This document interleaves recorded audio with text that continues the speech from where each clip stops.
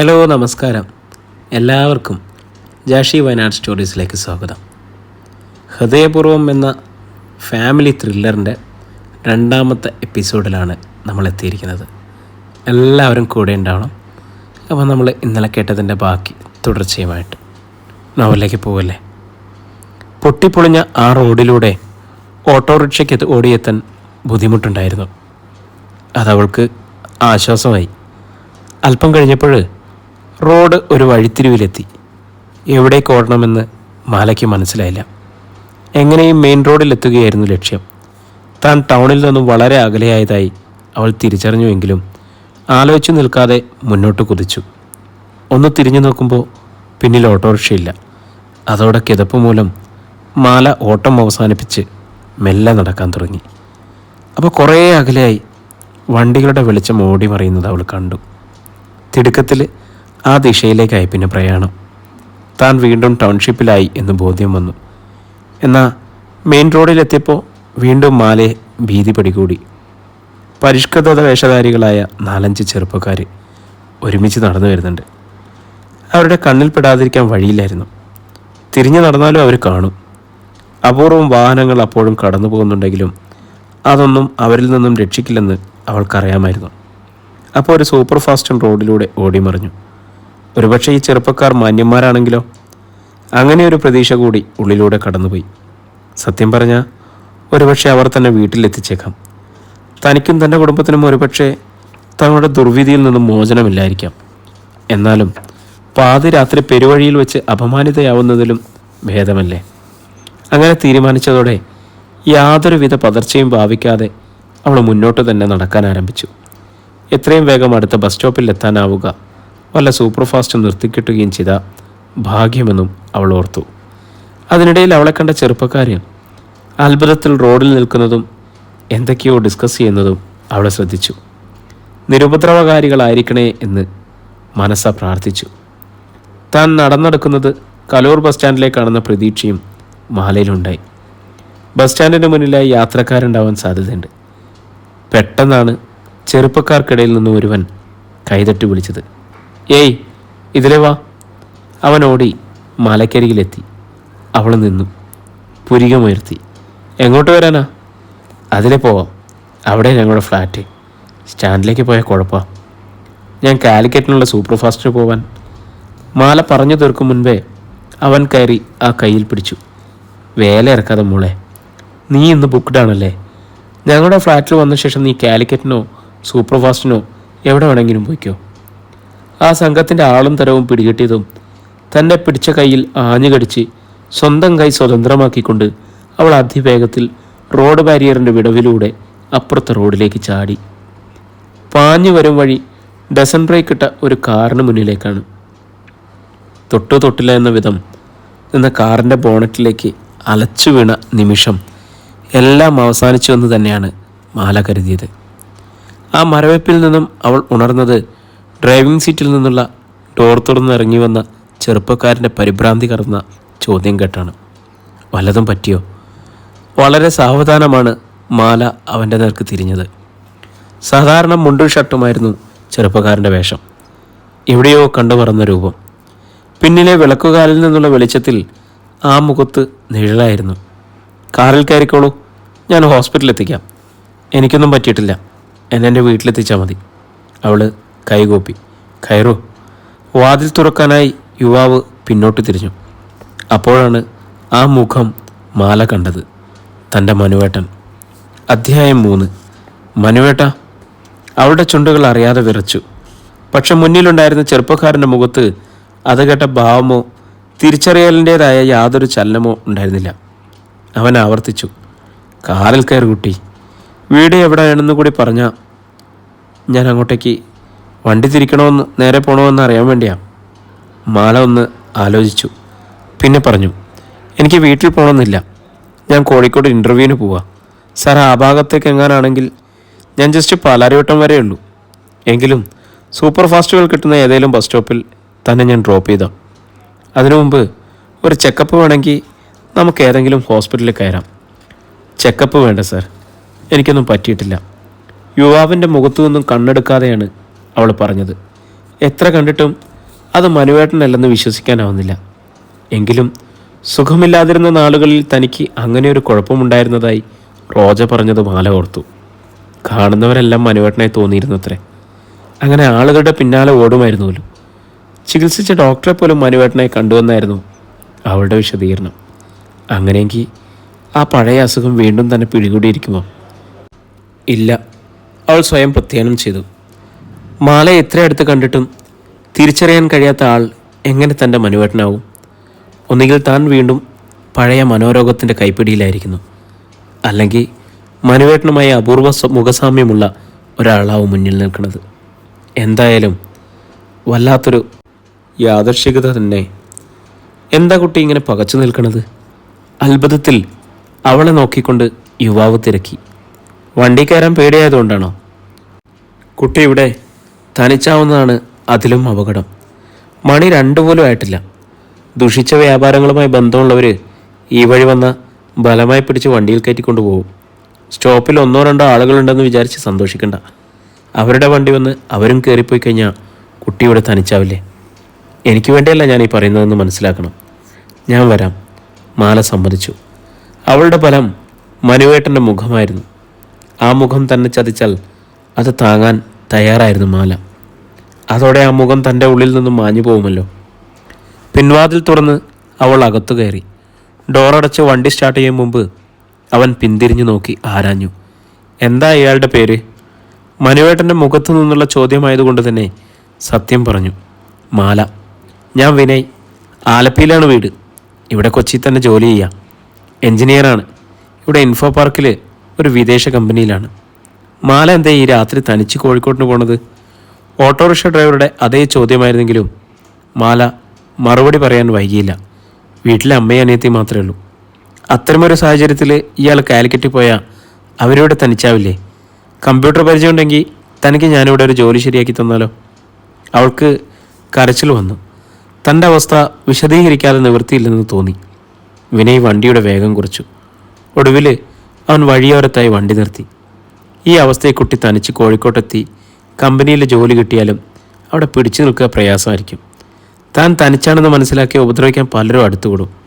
ഞാൻ പിന്നെ എന്താ ചെയ്യുക? ഞാൻ പറഞ്ഞില്ലേ, തനിക്ക് ഞാൻ ഇവിടെ തന്നെ ഒരു ജോലി ശരിയാക്കി തരും. ജോലി കിട്ടിയില്ലെങ്കിലും എൻ്റെ റോജയുടെ കല്യാണം കഴിയും വരെ എവിടെയെങ്കിലും ഒരു നല്ല വീട്ടിൽ ഒളിച്ചു താമസിക്കാൻ കഴിഞ്ഞാലും മതി. എന്നാലാവുന്ന ജോലികളൊക്കെ ഞാൻ ചെയ്തോളാം. വിനയ് അത്ഭുതത്തിൽ തിരിഞ്ഞ് മാലയെ നോക്കി. എങ്കിൽ ഞാൻ തന്നെ എൻ്റെ വീട്ടിലേക്ക് കൂട്ടിക്കൊണ്ടുപോട്ടെ. എൻ്റെ അമ്മ രോഗിയായി കിടക്കയിലാണ്. അമ്മയെ ശുശ്രൂഷിക്കാൻ ആത്മാർത്ഥതയുള്ള ഒരാൾ വേണം. ഇപ്പോൾ ഒരു നേഴ്സുണ്ട്, പക്ഷേ ഞങ്ങൾക്കതത്ര തൃപ്തികരമല്ല. വീട്ടിലാരൊക്കെയുണ്ട്? എൻ്റെ ഭാര്യ, എൻ്റെ അച്ഛൻ, എൻ്റെ സഹോദരി. എല്ലാവരെയും അവിടെ എത്തുമ്പോൾ കാണാമല്ലോ. ഞാൻ വരുന്നത് അവർക്ക് അസൗകര്യമാവുമോ? എന്താ സൗകര്യം? ഇപ്പോൾ തന്നെ അവിടെ ഒരു ഹോം നേഴ്സുണ്ട്. ആ കുട്ടിയെ പറഞ്ഞയച്ചിട്ട് ആ സ്ഥാനത്താണ് തന്നെ നിർത്തുക. പിന്നെ ഒരു കാര്യം, എന്നോട് പറഞ്ഞ ഈ സത്യസന്ധമായ കഥകളൊന്നും എൻ്റെ വീട്ടിൽ പറയണ്ട.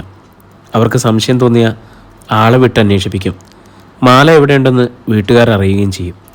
ഇത്രയും അടുത്തായതുകൊണ്ട് അവർ വന്ന് വീട്ടിലേക്ക് കൂട്ടിക്കൊണ്ടുപോവുകയും ചെയ്യും. അനിയത്തിക്കുട്ടിയുടെ കല്യാണം വീണ്ടും പ്രതിസന്ധിയിലാവുകയും ചെയ്യും. ഏതായാലും ഒരു ത്യാഗത്തിന് മാലയൊരുങ്ങി. അത് ഫലപ്രദമാവണമെങ്കിൽ അല്പം നുണ പറഞ്ഞേ പറ്റൂ. ഞാൻ എന്താ പറയേണ്ടത്? മാലയ്ക്ക് അച്ഛനും അമ്മയും കുടുംബമൊന്നുമില്ല. കൊച്ചിയിൽ ഒരു ഓർഫനേജിൽ വളർന്ന കുട്ടിയാണ്. +2 കുറച്ച് കമ്പ്യൂട്ടർ വിദ്യാഭ്യാസമുണ്ട്. അവിടുത്തെ മദർ ആവശ്യപ്പെട്ടിട്ടാണ് ഞാൻ തന്നെ വീട്ടിലേക്ക് കൂട്ടിക്കൊണ്ടുവന്നത്. വീട്ടിലുള്ളവർ ആ ഓർഫനേജിൽ വിളിച്ച് തിരക്കിയാലോ? തിരക്കും. അതുകൊണ്ട് എനിക്ക് അടുപ്പമുള്ള ഓർഫനേജിൻ്റെ പേരേ ഞാൻ പറയൂ. അവിടുത്തെ മദറിനെ കാര്യം അറിയിച്ചിരുന്നെങ്കിൽ അവർ ഹാൻഡിൽ ചെയ്തോളും. പക്ഷേ മാല ഈ പേര് കൂടി ഒന്ന് മാറ്റണം. എന്ത് പേര്? അത് ഞാൻ മദറിനോട് സംസാരിച്ചിട്ട് കണ്ടുപിടിക്കാം. ഓർഫനേജിൽ വളരുന്ന കുട്ടികൾക്ക് ചേരുന്നൊരു പേര് മതി. ഓർഫനേജിൽ നിന്നുള്ള ഈ കുട്ടിയെ ഈ സമയത്ത് ആലപ്പുഴയുള്ള വീട്ടിലേക്ക് കൂട്ടിക്കൊണ്ടുവന്ന അവിടെയുള്ളവർ സംശയിക്കില്ലേ? അതിനെ തന്നെ ഞാനിപ്പോൾ വീട്ടിലേക്ക് കൂട്ടിക്കൊണ്ടുവന്നില്ലല്ലോ. ചെറുചിരിയോടെ കാറ് സ്റ്റാർട്ട് ചെയ്തുകൊണ്ടാണ് അവൻ പറഞ്ഞത്. നാളെയോ മറ്റന്നാളോ പകൽ സമയത്ത് കൊണ്ടുപോകും. അതിനകം വീട്ടിലെല്ലാം പറഞ്ഞ് അറേഞ്ച് ചെയ്തിരിക്കും. ഇപ്പോഴുള്ള നേഴ്സിനെ പറഞ്ഞയക്കുകയും വേണ്ടേ? അവളുടെ മുഖത്ത് അതോടെ ഭയവും പരിഭ്രമവും ഉണ്ടായി. ഇല്ലെങ്കിൽ പിന്നെ കാറിന് മുന്നിൽ ആത്മഹത്യ ചെയ്യാനായി വന്നു ചാടിയ പെൺകുട്ടിയെ നേരെ വീട്ടിൽ കൊട്ടിക്കൊണ്ടുവന്നു മറ്റോ വീട്ടിൽ പറയണ്ടേ? അപ്പോൾ എന്നെ അവർ സംശയിക്കില്ലേ? മാത്രമല്ല തൻ്റെ ക്യാരക്ടറിനെ കുറിച്ച് അവർക്ക് സംശയവും, ചോദ്യം ചെയ്യലുണ്ടാവും. എൻ്റെ അച്ഛനാണെങ്കിൽ ഒരു പ്രാക്ടീസ് ലോയറാണ്. അപ്പോൾ പിന്നെ അതുവരെ ഞാനവിടെ മാലയ്ക്ക് ചോദിക്കാതിരിക്കാൻ കഴിഞ്ഞില്ല. എൻ്റെ ഒരു ഫ്രണ്ടിൻ്റെ ചെറിയമ്മ നടത്തുന്ന ഒരു വിമൻസ് ഹോസ്റ്റലുണ്ട് ഇവിടെ. ഫ്രണ്ടിനോട് വിളിച്ചൊന്ന് സംസാരിക്കട്ടെ ഞാൻ. ഫ്രണ്ടെന്ന് പറഞ്ഞാൽ അവനും വിവാഹിതനാണ്. പിന്നെ എൻ്റെ ക്യാരക്ടറിലുള്ള വിശ്വാസം കൊണ്ട് അവരാരും സംശയിക്കില്ലെന്ന് വെക്കാം. എന്നാലും അവിടെ നുണ പറയേണ്ടി വരും. സാരമില്ല, ഞാനത് മാനേജ് ചെയ്തോളാം. തന്നെ ആ ചെറിയമ്മയുടെ അടുത്താക്കിയിട്ട് വേണം എനിക്ക് പാലാരിവട്ടത്തിന് പോകാൻ. അവിടെ ഒരു ബന്ധു മരിക്കാൻ കിടക്കുന്നുണ്ട്. അവളോടുള്ള സംസാരം അവസാനിപ്പിച്ച ശേഷം ഡ്രൈവിങ്ങിനിടയിൽ മൊബൈലെടുത്ത് അതിലായി പിന്നെ വർത്തമാനം. പിന്നിലിരുന്ന അവൾക്ക് അത് വ്യക്തമായി കേൾക്കാനായില്ല. വിനയ് എന്ന ആളിൻ്റെ ഫ്രണ്ടിൻ്റെ ചെറിയമ്മയ്ക്കും അവരുടെ ഹോസ്റ്റലും ഏത് തരമായിരിക്കും മാലയ്ക്ക് സംശയമുണ്ടായിരുന്നു. മൊബൈലെടുത്ത് അവൾ സമയം നോക്കി. 2:30 മണിയായി. ഹോസ്റ്റലിനടുത്ത് റൂമൊക്കെ കിട്ടിക്കഴിയുമ്പോഴേക്കും 3 മണി കഴിയും. അവിടെ എന്തെങ്കിലും പന്തികേടുണ്ടെങ്കിൽ ഇറങ്ങിപ്പോരാവുന്നതേയുള്ളൂ. 4 മണി കഴിയുന്നതോടെ നഗരം ഉണരും. ക്ഷേത്രങ്ങളിൽ നിർമ്മാല്യം തൊഴുന്നതിനായി ആളുകൾ ബസ് സ്റ്റോപ്പിൽ എത്താൻ തുടങ്ങും. ചിന്ത അത്രയും എത്തിയപ്പോഴേക്കും കാറ് നിന്നു. വിനയ് തിരിഞ്ഞ് മാലയെ നോക്കി. ചെറിയമ്മയുടെ ഹോസ്റ്റലായി. ഫ്രണ്ട് അവരെ വിളിച്ചു പറഞ്ഞ് അറിയിച്ചിട്ടുണ്ട്. എൻ്റെ ബാംഗ്ലൂരിലുള്ള അജയ് എന്ന സ്നേഹിതൻ്റെ അനുജത്തിയാണ് താൻ. നാളെ കഴിഞ്ഞ് ഇവിടെ ഒരു ഇൻ്റർവ്യൂ ഉണ്ട്. ഇവിടെ മാല എന്ന് തന്നെ പേര് പറഞ്ഞാൽ മതി. ആകട്ടെ, ബാംഗ്ലൂരൊക്കെ പോയിട്ടുണ്ടോ? ഇല്ല. സാരമില്ല, ചെറിയമ്മയും കേരളത്തിന് വെളിയിൽ പോയിട്ടുള്ള കക്ഷിയല്ല. പഴയ 10ാം ക്ലാസ് പഠിപ്പേ ഉള്ളൂ. അവിവാഹിതയാണ്. സാമ്പത്തിക വിഷമവും ഒറ്റപ്പെട്ടുള്ള ദുഃഖവും കൊണ്ടാണ് അടുത്ത കാലത്ത് ഇങ്ങനൊരു സ്ഥാപനം തുടങ്ങിയത്. 10-20 ഇമേജ്സ് ഉണ്ട്. ഇൻ്റർവ്യൂ നടക്കുന്നത് ജയലക്ഷ്മിയിലോ കല്യാണിയിലോ ആണെന്ന് പറഞ്ഞാൽ മതി. താൻ പണ്ട് ടെക്സ്റ്റൈൽസിൽ വർക്ക് ചെയ്തിട്ടുള്ള ആളല്ലേ? ചെറിയമ്മയ്ക്ക് വലിയ വിവരമൊന്നുമില്ല. എന്നാൽ അധികം സംസാരിച്ച് കുഴപ്പങ്ങളൊന്നും ഉണ്ടാകാതെ നോക്കണം.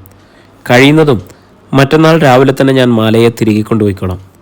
കാറിൽ നിന്നും ഇറങ്ങി അവൻ പിന്നിലെ ഡോർ തുറന്നു. മാല ഇറങ്ങി.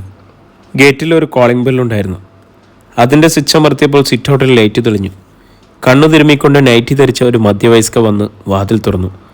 പഴകിയ ആ 3 നില കെട്ടിടത്തിൻ്റെ സിറ്റ് ഔട്ടിൽ നിന്നും ഗേറ്റിലേക്ക് ഒരു പാർക്ക് ചെയ്യാനുള്ള അകലമേ ഉള്ളൂ.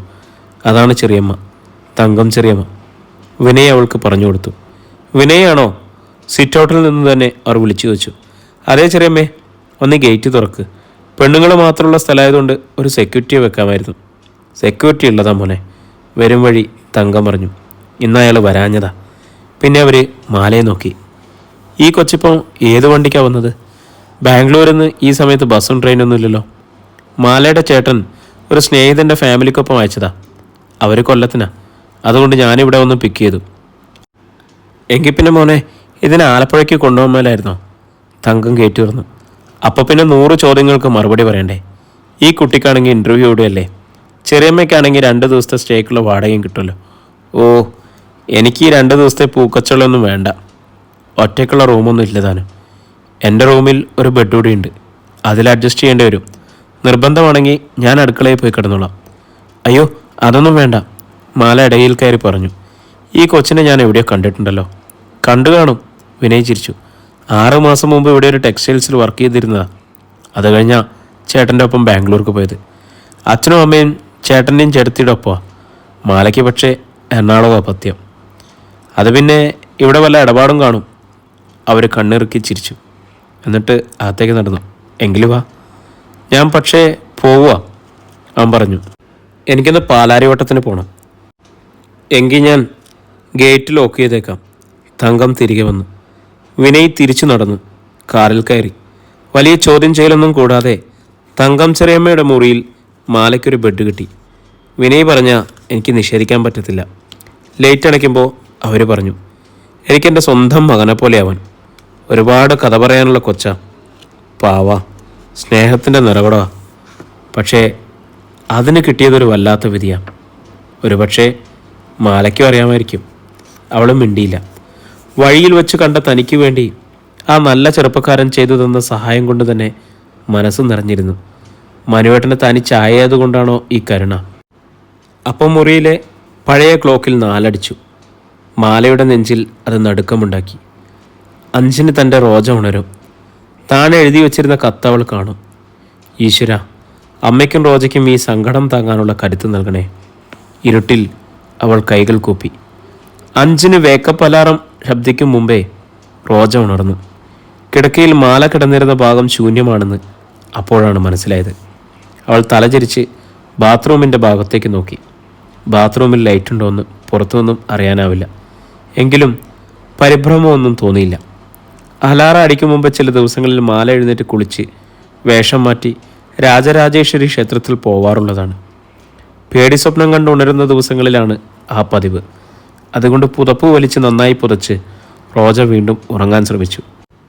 അവൾക്ക് ഉറങ്ങാൻ കഴിയും മുൻപേ അലാറം ചിരിതൂകിക്കളിയാടി വാവാ കണ്ണ പാടാൻ തുടങ്ങി. അതോടെ റോജ കിടക്കയിൽ നിന്ന് എഴുന്നേറ്റു. അഴിഞ്ഞു ചിതറിക്കിടന്നിരുന്ന മുടി വാരിക്കെട്ടി. അപ്പോഴേക്കും സുഭാഷിണിയും എഴുന്നേറ്റു. ആ വാസന്തി ടീച്ചറുടെ മകളുടെ ചുരിദാർ ഇന്ന് കൊടുക്കേണ്ടതാ. ആ കുട്ടിക്ക് എന്തോ ഫംഗ്ഷൻ ഉള്ളതാ. ആദ്യം മുഖമൊന്ന് കഴുകട്ടെ. അവൾ ബാത്റൂമിൻ്റെ വാതുക്കലേക്ക് ഓടി. മാല ഉണ്ടമ്മേ ബാത്റൂമിൽ? റോജ വിളിച്ചു വെച്ചു. കുളി കഴിഞ്ഞ് അവൾ അടുക്കളയിൽ കയറിക്കോളും. കുളിമുറിയിൽ കയറിയിട്ട് മാല എങ്ങനെയാ പുറത്തുനിന്നും കുറ്റിയിടുന്നത് എന്ന് ചോദിച്ചുകൊണ്ട് കുറ്റിയെടുത്ത് സുഭാഷിണി വാതിൽ തുറന്ന് അകത്ത് കടന്നു. അത് കുളി കഴിഞ്ഞു പോയി അടുക്കളയിൽ കയറിയിട്ടുണ്ടാവും പറഞ്ഞിട്ട് അവൾ കുളിമുറിയുടെ വാതിലടച്ച് അകത്തു നിന്നും ബോൾഡിട്ടു. അപ്പോഴും റോജയ്ക്ക് സംശയമൊന്നും തോന്നിയില്ല. അവളുടെ ഓർമ്മയിൽ നന്ദകിഷോറായിരുന്നു. പ്രഭാതങ്ങളിൽ കടലും പുഴയുമെല്ലാം ശാന്തമാവുമ്പോഴാണ് സ്വന്തം മനസ്സിൽ തിരയിളക്കവും കുത്തഴുക്കും അനുഭവപ്പെടുക.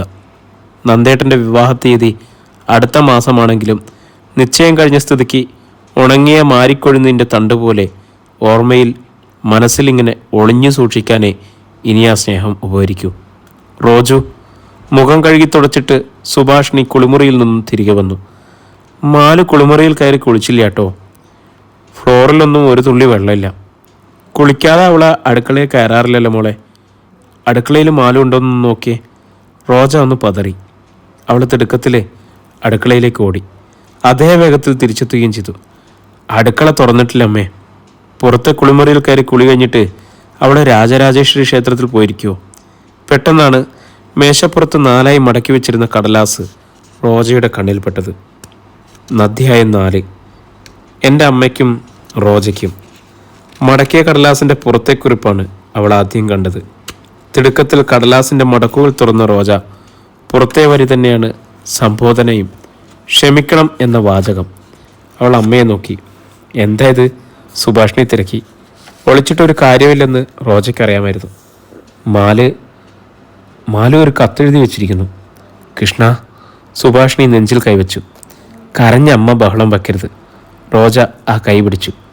നമ്മളെ വേദനിപ്പിക്കാനായി അവളൊന്നും ചെയ്യില്ല. ഞാൻ ഈ കത്ത് വായിക്കട്ടെ. കടലാസിലേക്ക് അവൾ മിഴികൾ താഴ്ത്തി. ഞാനിവിടെ ജീവിച്ച എൻ്റെ റോജയ്ക്കൊരു ജീവിതം ഉണ്ടാവില്ല. എവിടെയെങ്കിലും ഞാൻ ജീവനോടെ ഉണ്ടാവും. എന്നെ അന്വേഷിക്കരുത്. അതെൻ്റെ റോജയ്ക്ക് ചീത്തപ്പേരുണ്ടാക്കും. എൻ്റെ ജീവൻ അപകടത്തിലും ആവും. എന്നെ അന്വേഷിക്കുന്നവരോട് എനിക്ക് ജോലി കിട്ടി ഞാൻ കോഴിക്കോടാണെന്ന് പറഞ്ഞോളൂ. എന്ന് വെച്ച് ഞാൻ എവിടെയാണെന്ന് എനിക്കിപ്പോൾ പറയാനും ആവില്ല. എവിടെയായാലും എൻ്റെ വീട്ടിലെ കാര്യങ്ങൾ ഞാൻ അറിഞ്ഞുകൊണ്ടേയിരിക്കും. റോജുവിന് ഒരു നല്ല ജീവിതമുണ്ടായി എന്നറിഞ്ഞാൽ ഞാൻ അമ്മയ്ക്ക് എഴുതാം. അമ്മയെ ഞാൻ എൻ്റെ അടുത്ത് കൊണ്ടുപോകുന്നുള്ളൂ. നശിച്ചു പോയാലും ജീവൻ കളയില്ലെന്ന് ഞാൻ 2 പേർക്കും വാക്കു തരുന്നു. പക്ഷേ എന്നെ അന്വേഷിച്ചാൽ പിന്നെ ഞാൻ ഉണ്ടാവില്ല. സ്വന്തം മാല. ശ്വാസം വിടാതെ ആ കടലാസ് വായിച്ചു തീർന്നതും റോജ അത് അമ്മയ്ക്ക് നീട്ടി. എനിക്ക് വായിക്കാൻ വയ്യ. സുഭാഷിണി കരഞ്ഞു. എൻ്റെ കണ്ണ് കാണില്ല. ശരി. അതവളെ വായിച്ചു കേൾപ്പിച്ചു. ഈശ്വര, എൻ്റെ കുഞ്ഞ്. സുഭാഷിണി നിലത്തേക്ക് വീണു. ദുഷ്ടന്മാരുടെ കൈകളിൽ നിന്ന് രക്ഷപ്പെടാനുള്ള ബുദ്ധിയും സാമർഥ്യവും ഒന്നും അതിനില്ല. കടിഞ്ഞൂൽ പൊട്ടിയ. നശിച്ചാലും ജീവൻ കളഞ്ഞില്ലെന്ന് വാക്കു തന്നാലും നശിപ്പിക്കുന്നവർ അതിനെ പിന്നെ ജീവനോടെ വച്ചേക്കുമോ? എൻ്റെ കൊച്ചു പോയല്ലോ എൻ്റെ ഈശ്വര. എനിക്കെൻ്റെ കൊച്ചിനെ ഇല്ലാതാക്കിയല്ലോ ഭഗവതി. ഭ്രാന്ത് വന്നപ്പോൾ പോലും കണ്ണ് ചിമ്മാതെ ഞാൻ കാത്തതാണല്ലോ. ഞാനിതെങ്ങനെ സഹിക്കും എൻ്റെ ദൈവമേ. അവൾ ആഞ്ഞാഞ്ഞ് നെഞ്ചിൽ തല്ലി. റോജ ആ കൈപിടിച്ചു തടഞ്ഞു. മാലുവിനൊന്നും സംഭവിക്കില്ല അമ്മേ. ദൈവം അവളെ കാത്തോളും. ഭ്രാന്ത് വന്നപ്പോൾ പോലും ദൈവം അവളെ എത്ര കുറി കാത്തതാ. നീ വേഗം പോലീസിൽ അറിയിക്കും മോളെ. സുഭാഷിണി കേണു. അമ്മേ, ആ കത്തിലെ വരികൾ ശ്രദ്ധിച്ചില്ലേ? പോലീസിൽ അറിയിച്ചാൽ അവൾ പൊറുക്കില്ല. എന്ന് വെച്ച് അത് പോയ പോക്കിന് പോയിക്കോട്ടെ എന്നാണോ? ഇപ്പം നേരം വെളുത്തില്ലേ അമ്മേ? ഈ കഴിഞ്ഞ രാത്രിയിൽ അവൾക്ക് അപകടമൊന്നും സംഭവിച്ചിട്ടില്ലെങ്കിൽ ഇനി പകലല്ലേ? അവൾ എവിടെയെങ്കിലും ചെന്ന് രക്ഷപ്പെട്ടോളും. അമ്മ വിളിച്ചു വരുത്തിയ ആ വിവാഹ ദലാൽ കാരണമാ മാല ഇവിടുന്ന് പോയത്. അവൾ പക്ഷേ അയാളുടെ വർത്തമാനം കേട്ട് വിഷമമൊന്നും ഭാവിച്ചില്ലല്ലോ. പുറമേ വിഷമമൊന്നും ഭാവിച്ചില്ലായിരിക്കും. അകമേ അവൾ കണക്ക് കൂട്ടി വച്ചിരുന്നു. നിനക്ക് അങ്ങനെ തോന്നിയിരുന്നെങ്കിൽ നീ സൂക്ഷിക്കേണ്ടതല്ലായിരുന്നു റോജ. ഇപ്പോഴും എനിക്കത് മനസ്സിലായതമ്മേ. മാല മൊബൈൽ കൊണ്ടുപോയിട്ടുണ്ടോ എന്ന് ഞാനൊന്ന് നോക്കട്ടെ. റോജ എല്ലാ മുറികളിലും അത് തപ്പി. ഒരിടത്തും മാലയുടെ മൊബൈൽ കാണാനുണ്ടായിരുന്നില്ല. ഒടുവിൽ അവൾ തൻ്റെ ഫോണിൽ നിന്നും ചേച്ചിയുടെ ഇതിലേക്ക് വിളിച്ചു. സ്വിച്ച്ഡ് ഓഫ് എന്നായിരുന്നു മറുപടി. അവൾ സ്വയം സ്വിച്ച് ഓഫ് ചെയ്തതാണോ അതോ എൻ്റെ കുട്ടിയുടെ ഫോൺ ആരെങ്കിലും വാങ്ങി ഓഫ് ചെയ്തതാവുമോ? എങ്കിലത് അപകടത്തിൽപ്പെട്ടിട്ടുണ്ടാവും. സുഭാഷിണി ഏങ്ങി. അമ്മയുടെ അടുത്ത് അത് സമ്മതിച്ചില്ലെങ്കിലും റോജയ്ക്കും അങ്ങനെ ഒരു സംശയമുണ്ടായിരുന്നു. എന്തിനും പോലീസിൽ ഒരു പരാതി കൊടുക്കുന്നതാണ് മോളെ നല്ലത്. അത്തരത്തിലൊരു ചിന്ത അവളെയും ബാധിച്ചപ്പോഴാണ് സ്വന്തം ഫോണിൽ നിന്നും മെസ്സേജിൻ്റെ ടോൺ പുറപ്പെട്ടത്. റോജ ഓടിച്ചെന്ന് ഫോണെടുത്ത് നോക്കി. മാലയുടെ ഫോണിൽ നിന്നും മലയാളത്തിലുള്ള സന്ദേശം. അമ്മേ, റോജു, ഞാനൊരിടത്ത് സുരക്ഷിതമായി എത്തിയിരിക്കുന്നു കേട്ടോ. ഇനി എന്നെ അന്വേഷിക്കരുതേ. അവളത് അമ്മയ്ക്ക് കാണിച്ചു കൊടുത്തു. ഇത് അവൾ തന്നെ അയച്ചതാണ് മോളെ. മറ്റാരെങ്കിലും അവളുടെ ഫോണിൽ നിന്ന്? എൻ്റെ നമ്പർ മറ്റുള്ളവർക്കറിയോ? അവളുടെ ഫോണിൽ നിൻ്റെ നമ്പർ ഫീഡ് ചെയ്തിട്ടുണ്ടാവില്ലേ? എന്നാലും എൻ്റെ ഫോണിലും മലയാളം ഫോണ്ടുണ്ടെന്ന് അവൾക്കല്ലേ അറിയൂ. മറ്റാരെങ്കിലും നിർബന്ധിച്ച് അയപ്പിച്ചതാണെങ്കിലും എത്തിയിരിക്കണം കേട്ടോ, അന്വേഷിക്കരുതേ എന്നൊക്കെയുള്ള അവളുടെ ശൈലി അതേപടി അവൾ ഉപയോഗിക്കില്ല. മൊബൈൽ കമ്പനിക്കാരോട് പറഞ്ഞാൽ ഈ മെസ്സേജ് നോക്കി അവൾ എവിടെയാണെന്ന് കണ്ടുപിടിക്കാനാവില്ലേ മോളെ? അങ്ങനെ നമ്മൾ സ്ഥലം അറിഞ്ഞ് തിരക്കി ചെന്നാൽ അവൾ എന്താ ചെയ്യാന്ന് ആ കത്തിൽ സൂചിപ്പിച്ചിട്ടുണ്ടല്ലോ. പാവാ നമ്മുടെ മാലു. പക്ഷെ ഒരു തീരുമാനം എടുത്താൽ അതിൽ നിന്നും അവളെ ഇളകില്ല എന്ന് അറിയാമല്ലോ അമ്മയ്ക്ക്. ഒരു മാർഗ്ഗമേ എൻ്റെ മുന്നിലുള്ളൂ.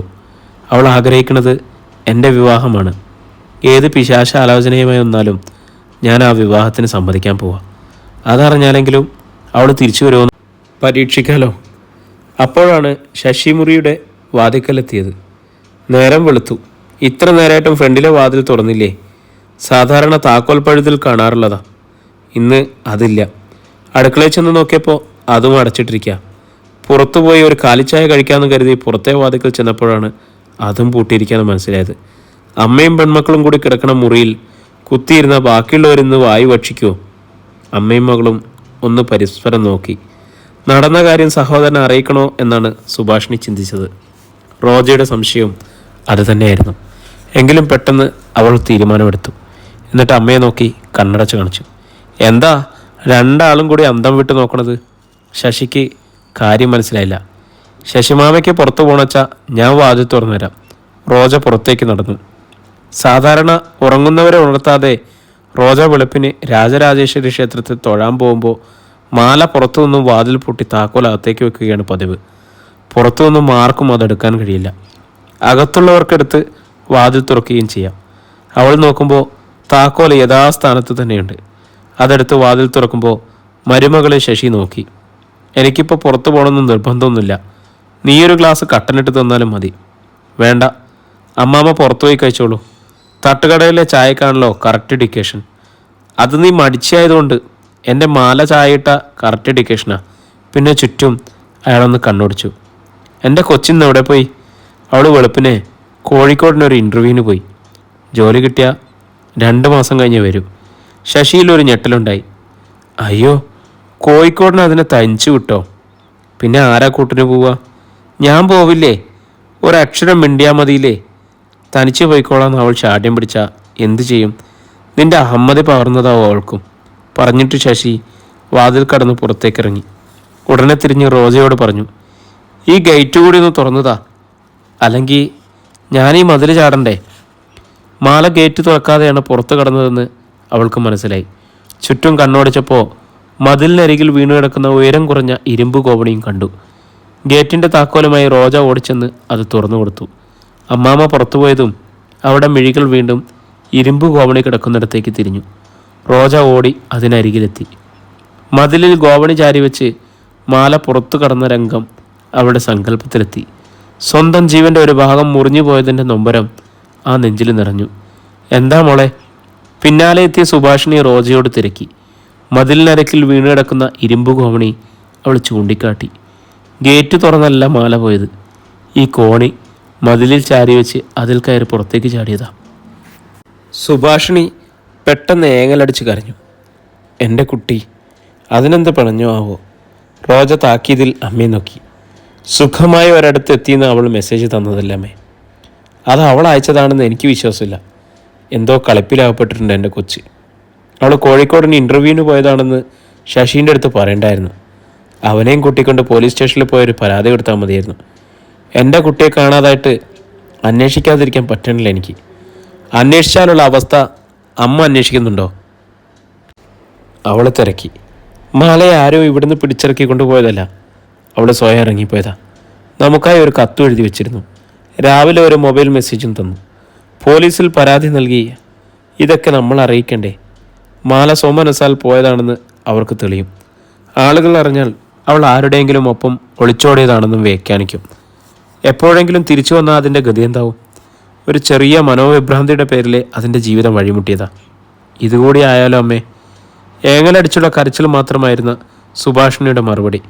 അമ്മയെ ചേർത്ത് പിടിച്ച് റോജ അകത്തേക്ക് കൊണ്ടുപോയി. എന്നാലും മോളെ, എൻ്റെ മാല. സുഭാഷിണിക്ക് സഹിക്കാൻ കഴിയുമായിരുന്നില്ല. മാല തിരിച്ചു വരും അമ്മേ. അത്ര ഉറപ്പില്ലായിരുന്നെങ്കിലും കരച്ചിൽ അവളെ സമാധാനിപ്പിച്ചു.